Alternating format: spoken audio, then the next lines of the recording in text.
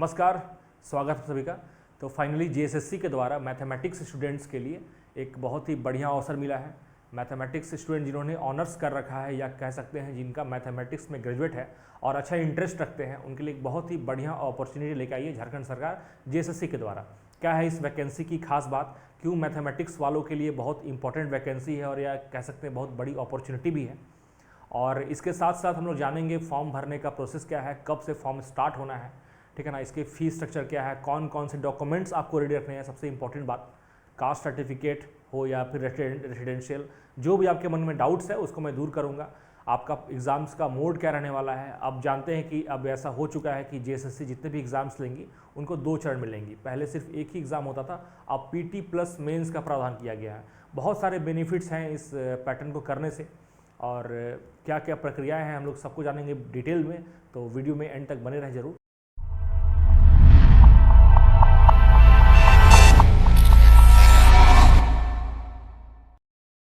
तो सबसे पहले आप देख रहे होंगे कि मैंने जो लिखा है वैकेंसी का नाम है वो है झारखंड तकनीकी विशिष्ट योग्यताधारी, इस वैकेंसी का नाम है। और ये कल ही जेएसएससी की वेबसाइट पर पब्लिश हुआ है और ये मैथमेटिक्स वालों के लिए बहुत खास है क्योंकि मैथमेटिक्स के लिए 459 नंबर ऑफ सीट्स है और ये अपने आप में बहुत बड़े सीट्स होते हैं। जब आया था पीजीटी का वैकेंसी जिसका सिलेबस लगभग सेम है और जैसा कि आप सबको पता भी है कि हमारा संस्थान एकमात्र ऐसा संस्थान है जो कि 2018 और 2023 में पीजीटी मैथ्स में सर्वाधिक रिजल्ट देने वाला संस्थान है। तो इसका निश्चित तौर पे हमें अनुभव है, इसका आपको बेनिफिट मिलेगा। तो आज के वीडियो में हम लोग उस पर भी चर्चा करेंगे, मैथ्स को लेकर के थोड़ा बहुत कि कैसे कर सकते हैं। बाकी उसको लेकर के डिटेल सिलेबस एनालिसिस हो या फिर टॉपिक्स जहाँ से क्वेश्चंस आते हैं उसको लेकर के वीडियोज़ आपको इस चैनल पर अप टू डेट मिलते रहेंगे, तो आप हमसे ज़रूर जुड़े रहें। सबसे पहले देखिए कि झारखंड कर्मचारी चयन आयोग जिसकी मैं बात कर रहा था, इनके द्वारा वैकेंसी निकाला गया है और यूँ कहें तो बोहनी किया गया है 1/2026, ठीक है ना। ये आपके करियर के लिए बहुत बड़ा वैकेंसी साबित हो सकता है। अगर आप मैथ्स ग्रेजुएट हो तो आप मेरा सलाह मानिएगा, बिल्कुल भी मिस नहीं करना है इस वैकेंसी को। तो वैकेंसी का नाम क्या है, Jharkhand technical graduate level common competitive entrance, ठीक है, 2026। रेगुलर मतलब कि इसमें किसी भी बैकलॉग वैकेंसी नहीं है। रेगुलर बैकलॉग का मतलब आपको बता दें, बैकलॉग मतलब होता है कभी किसी समय पे अगर किसी भी वैकेंसी निकली हो और किसी कैटेगरी में पोस्ट खाली रह गया हो तो उसे बैकलॉग के रूप में निकाला जाता है, ठीक है। तो कुछ ये डिटेल्स हैं, जो टर्म्स है उसके बारे में बताता जाऊँगा क्योंकि आप में बहुत सारे लोग हैं जो फ्रेश ग्रेजुएट हैं या आपके भाई बहन रिश्तेदार पड़ोसी जो भी मैथ्स में ग्रेजुएट है, सिर्फ मैथ्स से नहीं, इकोनॉमिक्स कॉमर्स और स्टैटिस्टिक्स ये जो सब्जेक्ट है इनको भी साथ में रखा गया है। लेकिन चूंकि मैथ्स का सिलेबस मुझे बहुत पसंद है एक्चुअल में इसका सिलेबस, इसलिए मैं मैथ्स की चर्चा ज़्यादा कर रहा हूँ। तो फॉर्म भरने का डेट क्या है, तो 1 जून से लेकर के 30 जून, ठीक है ना। फॉर्म भरने में भी टाइम है, 1 जून से लेकर 30 जून फॉर्म मध्य रात्रि तक। हालांकि हम लोग को वहाँ डेट तक नहीं जाना है। परीक्षा शुल्क भुगतान और फोटो साइन अपलोड करने के लिए डेट दिया गया है 3 जुलाई तक, 2 दिन और एक्सटेंड रखा गया है, ठीक है। हालांकि समय समय पे एज पर रिक्वायरमेंट डेट बढ़ता है जिसका आपको उम्मीद नहीं के बराबर रखना है। आपको विद इन टाइम जो है आपको फॉर्म भर के सारा प्रोसेस कंप्लीट कर देना है। उसी से संबंधित बातें हैं। यहाँ पे एक स्पेशल चीज़ लिखा हुआ है कि आप जब फॉर्म भर रहे हो तो स्पेशल कुछ चीज़ों में गलतियाँ नहीं करनी, जैसे जन्म तिथि, नाम, ईमेल आईडी और मोबाइल संख्या को छोड़कर किसी भी चीज़ में अगर आप गलती करते हैं तो आपको सुधारने का मौका मिलेगा, लेकिन इन चीज़ में गलती करते हैं तो आपकी गलती वही रह जाएगी, आप सुधार नहीं सकते उसे। एग्ज़ाम फ़ी जो है वो 100 रखा गया है जनरल और ओबीसी या फिर BC1 और BC2 झारखंड के संदर्भ में। और परीक्षा में शुल्क में छूट मिल रहा है, अनुसूचित जनजाति और ST SC के लिए उन्हें 50 रुपये का फ़ी देना है, ठीक है ना। ये हम लोग डिटेल्स आप देख सकते हैं। और ये जो PDF है कंप्लीट, इसको लेकर के मैं एक व्हाट्सअप ग्रुप का लिंक आपको दे रहा हूँ, डिस्क्रिप्शन बॉक्स में है, आप जाके जोड़िए। इस वैकेंसी से रिलेटेड जो भी इन्फॉर्मेशन होंगे, अपडेट होंगे, वो आपको मिलते जाएंगे, ठीक है। इसके अलावा ऐप का भी लिंक है जहां पर आप ऐप में जुड़ करके हमसे बहुत सारे बेनिफिट्स भी ले सकते हैं। रिक्तियों का विवरण, ये जो पोस्ट जो आए हुए हैं जेएसएससी के द्वारा, सबसे इंपॉर्टेंट बात उनका यहाँ डिटेल्स है। ऐसे पहला देखिएगा सहायक कीट, ये पोस्ट में नंबर ऑफ सीट कितने हैं वो दिए हुए हैं। हम लोग इंपॉर्टेंट बात जानेंगे अपने मूल मुद्दे पे कि पोस्ट नंबर 2 सहायक वेक्टर जनित रोग नियंत्रक पदाधिकारी का ये पद है, ऑफिसर ग्रेड का नौकरी है, ठीक है ना। बिल्कुल, इसमें 4 सीट है, इस पर 4 में नहीं जाना है आपको, इसके बाद जो अभी सीट आने वाले हैं उस पर हम लोग बात करेंगे, ठीक है। इसके बाद पोस्ट नंबर 3, ये भी निरीक्षक है, मतलब सुपरवाइजर कह सकते हैं, फैक्टर सुपरवाइजर जनित रोग, इसमें भी क्या है नंबर ऑफ सीट 42। मैथ्स के लिए ये post number 2, post number 3, important, most important post number 4, प्रखंड सांख्यिकी पर्यवेक्षक। बहुत बढ़िया पोस्ट है, बड़ी जिम्मेदारी है, पूरे ब्लॉक लेवल पे जितने भी डेटा वाले काम होते हैं ये जिम्मेदारी वाली पोस्ट है। तो इसमें नंबर ऑफ सीट्स 228 है, बहुत मैसिव वैकेंसी है। मतलब आपको मान के चलना है कि झारखंड में जितने भी ब्लॉक हैं ऑलमोस्ट हर एक ब्लॉक में खाली है ये सीट। अभी मैं जिस ब्लॉक में हूँ वहाँ तो ये पद है अभी भरा हुआ फील्ड है, लेकिन ऐसे बहुत सारे लगभग सारे ब्लॉक हैं जहाँ पे आपको ये पोस्ट खाली है। ऐसे हम जानते हैं कि पूरे झारखंड में 264 ब्लॉक होते हैं, ठीक है ना, और 228 सीटें, तो आप अंदाज़ा लगा सकते हैं क्या है इसकी स्थिति। फिर ये 5 नंबर सीट को हम स्किप करते हैं, 6 को स्किप करते हैं। 7 अंकेक्षक, ये भी मैथ्स के लिए इंपॉर्टेंट है और नंबर ऑफ सीट्स भी कभी मजेदार है, 145, ठीक है ना। तो वो जो मैंने पोस्ट नंबर 2, 3, 5 और 7 इन आप सबको मिला दीजिएगा तो टोटल मिलने वाले हैं 459। इतने नंबर ऑफ सीट्स मैथ के लिए हैं। और ऐसा नहीं है कि सबके लिए सिलेबस आपको अलग तैयारी नहीं करना है, एक ही सिलेबस में आप सारे के लिए एलिजिबल हैं, एक ही एग्जाम में सारे के एलिजिबल हैं। बस करना क्या, जब फॉर्म भरेंगे तो प्रायोरिटी चुनना है कि कौन सा पोस्ट को आप किस नंबर पे चुनना चाहते हैं, ठीक है ना। बस इतना ही करना है आपको, और आप चाहें तो स्टार्ट कर सकते हैं। ये जो फिजिक्स वाले हैं, फिजिक्स इनका ऑनर्स है, उनके लिए पोस्ट है, और ये केमिस्ट्री वालों के लिए पोस्ट है, ठीक है। तो हम लोग बात करेंगे सैलरी का, मोस्ट इंपॉर्टेंट थिंग सैलरी। और ये जो लेवल 7 होता है और लेवल 6, यहाँ पे जो पोस्ट है लेवल 7 है, लेवल 6 है और लेवल 5 है। होता क्या है इसका मतलब वो समझिए आप। लेवल 7 का मतलब आप देख रहे होंगे यहाँ 44,900 से लेकर के 1,42,400 लिखा हुआ है। इसका मतलब क्या हुआ तो आपको बता दें कि केंद्र सरकार समय समय पर अपना वेतन आयोग लाती है, तो ये 7वां वेतन आयोग का ये रेंज है, ठीक है। और 7वें वेतन आयोग का जो ये है, इसको ही राज्य सरकार अपनी तरफ से इम्प्लीमेंट करती है, जो कि झारखंड राज्य में भी इम्प्लीमेंट है। तो ये आपका बेसिक पेमेंट है 44,900, जो आपका स्टार्ट होगा at the time of joining. मैं 8th पे कमीशन की बात नहीं कर रहा हूँ, मैं बात कर रहा हूँ 7th पे कमीशन का। 2026 में 8th पे कमीशन लागू होना है, किसी कारण से डिले हो रहा है, लेकिन जब भी लागू होगा आपको एरियर के साथ मिलेगा, ठीक है। 44,900 रुपया आपका बेसिक सैलरी होगा। इस पर क्या क्या और सैलरी ऐड होते हैं उसके बारे में बताते हैं।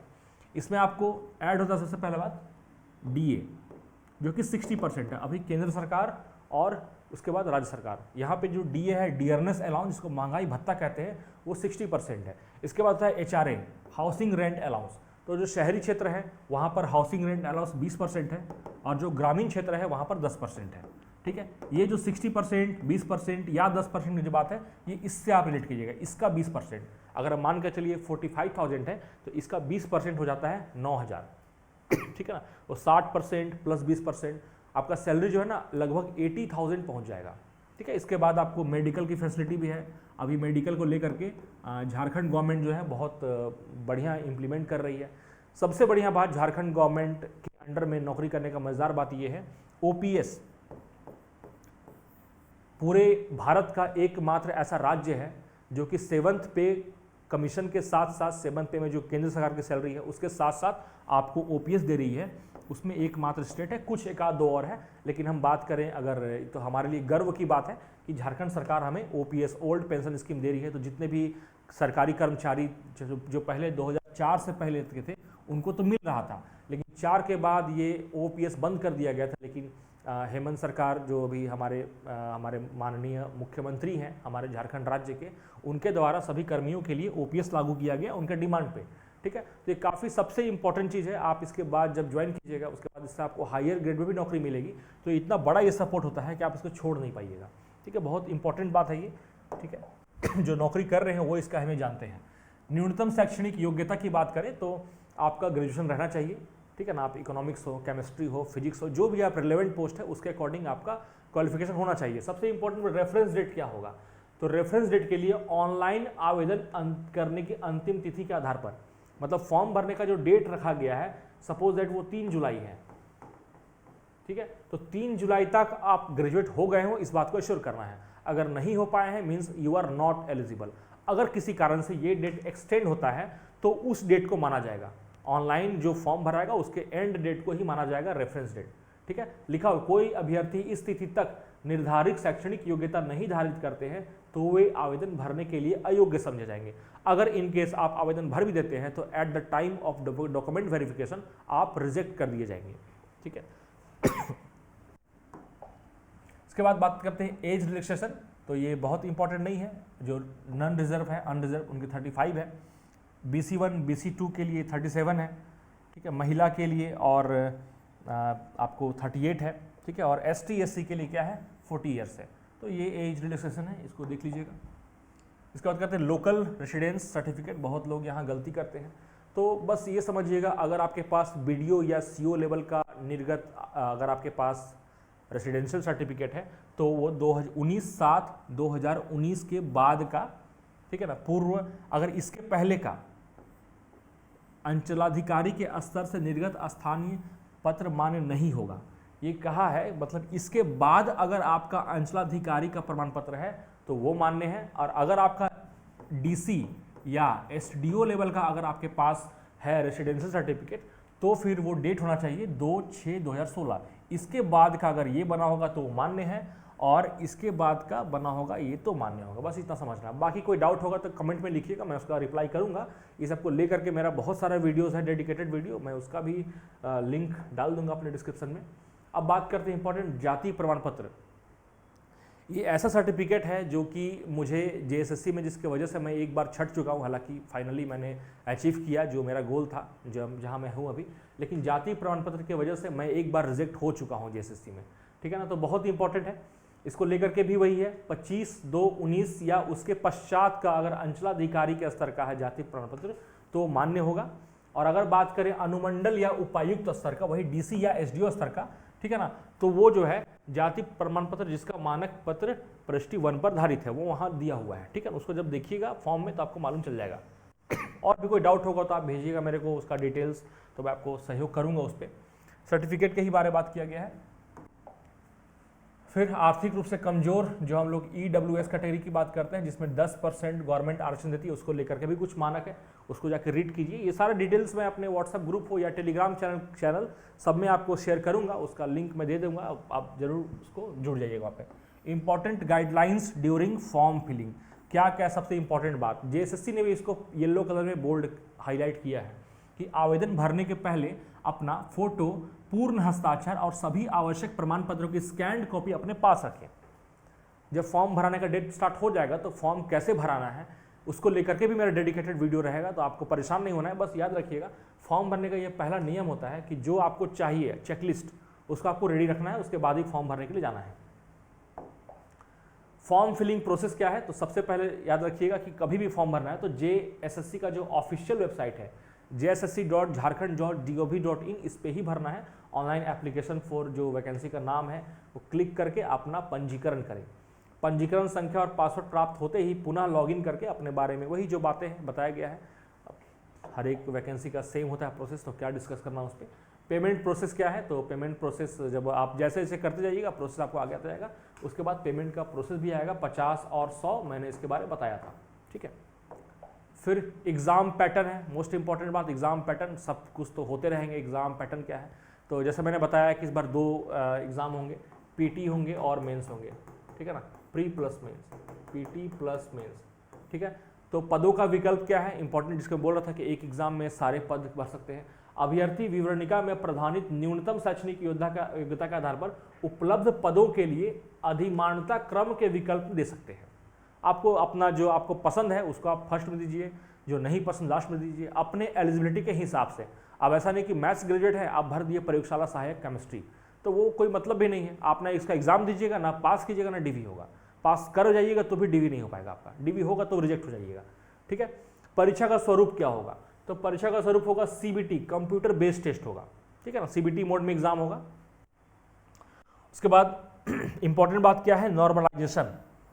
नॉर्मलाइजेशन का मतलब क्या होता है, तो नॉर्मल देखिए लिखा हुआ है क्लियर यहाँ पे, परीक्षा यदि विभिन्न समूहों में लिया जाता है तो अभ्यर्थियों के प्राप्तांक का नॉर्मलाइजेशन किया जाएगा। इसका मतलब क्या है, बहुत गहरा मतलब इस लाइन का।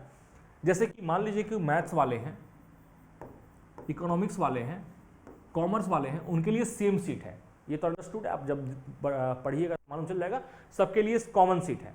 अब ऐसा हो सकता है कि इकोनॉमिक्स का क्वेश्चन बहुत ईजी आ जाए, मैथ्स क्वेश्चन बहुत टफ आ जाए। ऐसा होता है ना कि इकोनॉमिक्स में आपको आंसर पता रहे तो आप टिक लगा दीजिएगा, लेकिन मैथ्स में आपको सॉल्व करना होगा, तो वहां पर ये आपके लिए वरदान साबित हो जाएगा। नॉर्मलाइजेशन ये होता क्या है कि आपके साथ अनावश्यक रूप से आपके साथ फ़ायदा या नुकसान आपको ना हो जाए, इसलिए इस प्रोसेस का इस्तेमाल किया गया है। इसको लेकर के यूट्यूब पे मेरा मात्र इकलौता वीडियो है जो कि अवेलेबल है, नॉर्मलाइजेशन जो कि झारखंड किस तरह से करती है जेएसएससी, इसको लेकर के बहुत ही ऑथेंटिक वीडियो है। कौन सा फॉर्मूला यूज करती है, उस फॉर्मूला को कैसे इंप्लीमेंट करती है, एग्जाम्पल के साथ मैंने उसको बनाया है, उसका भी लिंक मैं आपको दे दूंगा, जरूर जाके चेकआउट कीजिएगा, बहुत इंपॉर्टेंट वीडियो है वो। फिर बात करते हैं प्रीलिम्स का, जो परीक्षा का स्वरूप है, मैंने बात किया प्रीलिम्स प्लस मेंस। तो प्रीलिम्स में आपको एग्जाम होंगे 120 प्रश्न के, ठीक है, 30 जीएस है, झारखंड 60 है, गणित 10 है, विज्ञान 10 है और रीजनिंग 10 है, ठीक है। सही उत्तर के लिए आपको 3 मिलने वाले हैं और गलत उत्तर के लिए -1 कटने वाले हैं, 1 कटने वाले हैं, -1 मिलने वाले हैं, ऐसा कह सकते हैं, ठीक है। तो ये है। इसके बाद आप जब पास कर जाइएगा, ये सिलेबस दिया हुआ है आपको जो प्रीलिम्स है उसका, ठीक है ना, ये जो कॉमन सिलेबस जेएसएससी अपने हर एक वैकेंसी में यूज करती है वही है। अब आते हैं सिलेक्शन क्राइटेरिया ऑफ प्रीलिम्स। क्या होगा सिलेक्शन क्राइटेरिया? तो बहुत क्लियर हर चीज लिखा हुआ है जेएसएससी के द्वारा। प्रारंभिक परीक्षा में प्राप्त अंक के आधार पर आयोग द्वारा अभ्यर्थियों की मेधा सूची तैयार की जाएगी। तदुपरांत कुल रिक्ति के 15 गुना अभ्यर्थियों को बुलाया जाएगा। देखिए 15 गुना, कचरा नहीं भरा जाएगा, 15 गुना ही बुलाया जाएगा, ठीक है। मेधानुक्रमानुसार प्रारंभिक चयन सूची तैयार कीजिएगा, ये भी मेरिट बनेगा। मतलब ऐसा नहीं है कि डायरेक्ट 15 गुना बुलाया जाएगा, यहाँ मेरिट बना के ही बुलाया जाएगा। मतलब अगर 15 आप आते हैं प्रीलिम्स के बाद में, इसका मतलब है आप 15 में से कोई एक है जिनका सिलेक्शन होना है, ठीक है। उक्त सूची में किसी कोटि के अभ्यर्थियों का प्रतिनिधित्व रिक्ति के 15 गुना से कम होने पर उस कोटि के अतिरिक्त अभ्यर्थियों को भी मुख्य परीक्षा हेतु किया जाएगा, ठीक है ना। इसका कोई मतलब नहीं है, 15 गुना मिल ही जाएगा। मेंस एग्जाम्स पैटर्न की बात करें तो मेंस एग्जाम 3 पेपर के होंगे। सबसे पहला बात पेपर 1 जो कि लैंग्वेज का होगा और वो हिंदी 60 और इंग्लिश 60, ठीक है ना। और ये सिर्फ क्वालिफाइंग नेचर का। एक बार बता देना हूँ कि जितने भी पेपर हैं सब में +3 -1 कंसेप्ट है, मतलब सही के लिए 3 उत्तर मिलेंगे और गलत के लिए आपके 1 नंबर काटे जाएंगे, ठीक है। तो 60 हिंदी 60 इंग्लिश का ये है और ये क्वालिफाइंग नेचर का है, इसको मेरिट में ऐड नहीं किया जाएगा और 30% नंबर लाना कंपलसरी है। अगर इतना % नंबर नहीं लाते हैं आप, इसका मतलब कि आपका पेपर 2 और पेपर 3 जो है चेक नहीं होगा। मेंस में 3 पेपर होंगे। अब बात करते हैं पेपर 2 का। तो कुछ जो हम लोग जानते हैं जो रीजनल लैंग्वेज हमारे हैं, उन्हीं में से कोई आपको चुनना होगा जिसमें आपकी अच्छी पकड़ है, जिसमें समझ आपकी अच्छी है, उसे आपको चुनना होगा एक पेपर 2 के तौर पे। और यकीन मानिए कि 100, अगर यहाँ पे 100 क्वेश्चन है इसमें, तो 100 में से लोग जो है जो तैयारी अच्छी करते हैं वो 90, 85 ऐसा स्कोर करते हैं, ठीक है ना। तो कंपटीशन से लेवल बढ़ जाता है। यहाँ भी क्या है ना, 30% यहाँ भी नंबर लाना आपको अनिवार्य होगा, ये नहीं लाइएगा तो हालांकि लोग ले ही आते हैं। फिर आते हैं पेपर 3 में मोस्ट इंपॉर्टेंट तकनीकी या विशिष्ट विषय एवं सामान्य ज्ञान। 150 क्वेश्चन रहने वाले, यहाँ अवधि 2 घंटा का रहने वाला है। 100 नंबर जो है आपके प्रॉपर सब्जेक्ट से रहेंगे। जैसे मैं बात करूँ अगर मैथ्स का, ठीक है, तो मैथ्स से 100 क्वेश्चन रहेंगे। सामान्य अध्ययन 20 प्रश्न, सामान्य गणित जो पीटी में थे वही सेम सिलेबस, और सामान्य विज्ञान 10। मतलब ये तो आपका तैयारी प्री में हो जाएगा। आपको तैयारी स्टार्ट करना है मेंस के लिए मैथ्स का बस और प्री का, बाकी आपकी यहाँ तैयारी हो जाएगी प्री में ही। तकनीकी या विशिष्ट विषय में 30% अंक प्राप्त करना अनिवार्य होगा। वही बात हर बार एक ही बार लिख दे रहा था, 30% सब में लाना है, तो 30% लाना हर में अनिवार्य है, ठीक है। उसके बाद लिखा हुआ है क्लियरली कि पत्र 2 एवं पत्र 3 का मूल्यांकन नहीं किया जाएगा। ऐसे अभ्यर्थियों का पत्र 2 एवं पत्र 3 का मूल्यांकन नहीं किया जाएगा, ठीक है ना। किसका नहीं किया जाएगा? जिसका पेपर 1 में न्यूनतम 30% अंक नहीं ला रहा है, उनका पेपर 2 और पेपर 3 में मूल्यांकन नहीं किया जाएगा, ठीक है। वही बोला है, मतलब सब में लाना है 30%, और मेरिट जो बनेगा पेपर 2 और 3 बनेगा, ठीक है। अब सिलेबस देखिए, मेन पेपर क्या है पत्र 1 का, आपको हिंदी अनुच्छेद से 30 प्रश्न है और हिंदी व्याकरण से 30 क्वेश्चन है ना। 60 मैंने बताया था पेपर 1 में। वैसे इंग्लिश से भी अनुच्छेद से 30 और ग्रामर से 30 है, ठीक है। अनसीन पैसेज है ग्रामर सब में, ठीक है ना, अपठित। फिर पेपर 2 में आते हैं, कोई भी लैंग्वेज में से आपको एक चुनना है जिसमें आपकी अच्छी पकड़ है, अच्छी समझ है। फिर बात करते हैं स्पेशल जो अपना पेपर है उसके लिए, तो 100 नंबर तो है जिसके मैं बात करूंगा अभी। बाकी उसके अलावा जो है सामान्य अध्ययन 20 नंबर का, ठीक है। उसके बाद फिर सामान्य विज्ञान है आपको 20 नंबर का, सामान्य गणित है 10 का, और उसके बाद जो है फिर से यहाँ दिया गया है मेधा सूची यहाँ भी बनेगी, जो बनेगी नॉर्मलाइज्ड अंकों को जोड़कर, ठीक है। समिति के तैयार किया जाए, कॉमन मेरिट लिस्ट स्टडी की जाएगी और मेधा के आधार पर कोटिवार रिक्त पदों की संख्या के अनुसार अभ्यर्थियों का चयन किया जाएगा। मेधा सूची में एक से अधिक उम्मीदवारों के प्राप्तांक समान रहने पर क्या होता है, जिनका डेट ऑफ बर्थ बड़े ज़्यादा और जो उम्र के ज़्यादा बड़े होते हैं एज में, उनको ही ऊपर स्थान मिलता है। ठीक है ना, ये अंडरस्टूड है। ये जेएसएससी हर एक एग्ज़ाम पे इम्प्लीमेंट करती है इस चीज़ को। ये कुछ न्यूनतम अर्हतांक है, जैसे कि जनरल के लिए आपको 40% नंबर लाना ही लाना है। ठीक है ना, ST SC के लिए 32 लाना ही है। अत्यंत पिछड़ा वर्ग BC1 के लिए 34 है, BC2 के लिए 36.5 है और आदिम जनजाति के लिए 30। ये तो मैंडेटरी है, ये तो आपको एटलीस्ट लाना होगा। इतना नहीं लाइएगा तो आप टॉप भी रहे तो कोई फायदा नहीं है, हालांकि ऐसा सिचुएशन आता नहीं है, बता दो। अब बात करते हैं मोस्ट इंपॉर्टेंट मैथमेटिक्स का सिलेबस क्या है। ठीक है ना, तो अपने आप में काफ़ी वास्ट सिलेबस है ये सिलेबस। आपको देखा जाए तो यूपीएससी आप जानते होंगे, तो यूपीएससी का जो मेंस का पेपर होता है, तो यूपीएससी मेंस में ऑप्शनल के लिए 2 पेपर आता है। पेपर 1 जो भी आता है 2 पेपर, तो दोनों पेपर को मिला करके उसके बाद भी ये सब ऐड किया गया है। कौन सा, मैकेनिक्स। ठीक है ना, ये सब जो है ना उसके बाद ऐड किया गया है। मतलब यूपीएससी के दोनों पेपर मिला के भी उससे भी ज़्यादा टफ सिलेबस को रखा गया है। तो इसका मतलब ये नहीं कि एग्ज़ाम असंभव हो गया, जहाँ पे टफ होता है ना वहीं पे उम्मीद भी होता है। ठीक है, ऐसा कहा जाता है। तो ये सबके लिए टफ है, लेकिन वो सबके लिए टफ है तो आपके लिए मौका हो सकता है। तो सिलेबस हो, लीनियर अलजेब्रा हो, कैलकुलस हो, एनालिटिक ज्योमेट्री हो, ओडी हो, dynamics, statics, hydrostatics, vector analysis, algebra, इसमें आपको